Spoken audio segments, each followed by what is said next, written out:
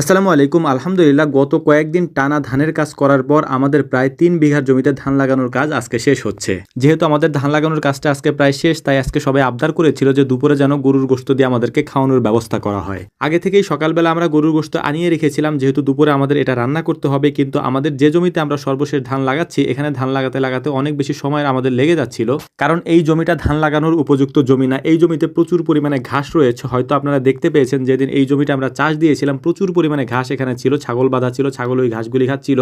এত ঘাস থাকার পরেও জমিটাকে আমরা চাষ দিয়েছি এবং চাষ দেওয়ার সময় অনেক কষ্ট করতে হয়েছে, বারবার মেশিন বন্ধ হয়ে যাচ্ছিল, কিন্তু তারপরেও আমরা চাষ দিয়েছি। এর কারণ হচ্ছে এই জমিটাতে যদি আমরা ধান না লাগাই তাহলে এই জমিটা এভাবে হয়তো পতিত অবস্থায় থেকে যাবে। পতিত না রাখার জন্যই মূলত আমরা ধান লাগিয়ে রাখতেছিলাম, যাতে করে যতটুকু পাই অন্তত ঘর তো আমাদের হবে। আমাদের এখানে যতগুলি জমিতে ধান লাগানো হয়েছে, এর পাশাপাশি এইসব জমিতে কিছু জায়গা আছে যে জায়গাগুলিতে ধান লাগানোর উপযুক্ত ছিল না, ওই জায়গাগুলিতেও আমরা ধান চাষ করে দিয়েছি, অর্থাৎ ধান চাষ করে তারপর ধান লাগিয়ে দিয়েছি।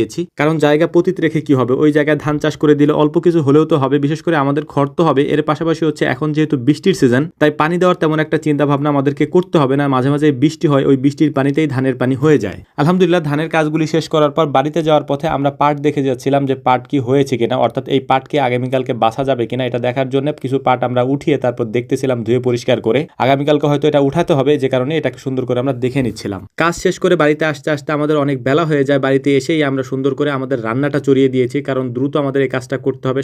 সবার পেটেই খুব ক্ষুধা, কারণ আজকে কাজও অনেক বেশি হয়েছে, যে কারণে সবাই ক্লান্তও বেশি। আমরা দ্রুত এই কাজগুলি করার চেষ্টা করছি, অর্থাৎ রান্নার কাজটা শেষ করার চেষ্টা করছি। এবং সবাই এখনো আসেনি, মানে সবাই বাড়িতে গিয়েছে গোসল করার জন্য, গোসল টোসল করে জামাকাপড় পাল্টে তারপর সবাই আসবে এবং সবাইকে নিয়ে দুপুরের খাবারটা আমরা খাবো ইনশাল্লাহ। এই জন্য গরু গোশত আগেই বলেছি যে সকালে আমরা আনিয়ে রেখেছিলাম, এরপরে এটাকে সুন্দর করে ভোনা করতেছিলাম।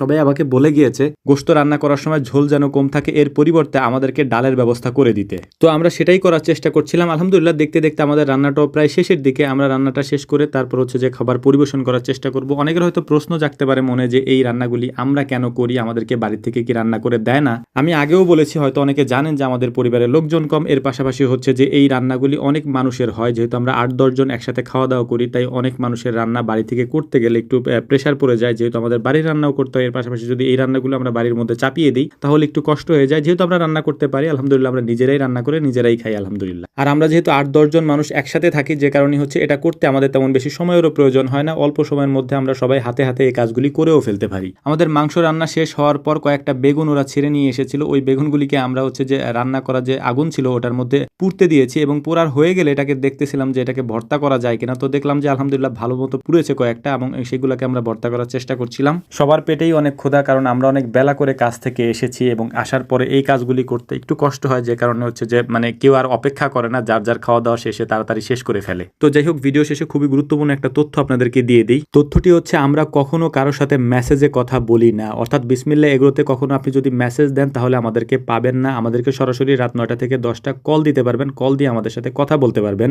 যদি বিসমিল্লাহ এগ্রো নামে কোনো পেজ থেকে আপনাদের সাথে কথা বলে মেসেজে, তাহলে বুঝে নেবেন ওইটা ফেক পেজ। আমাদের অরিজিনাল পেজ থেকে কারোর সাথে কখনো মেসেজে কথা বলা হয় না। তো যাই হোক, আমাদের জন্য দোয়া করবেন। আসসালামু আলাইকুম ওয়া রাহমাতুল্লাহ।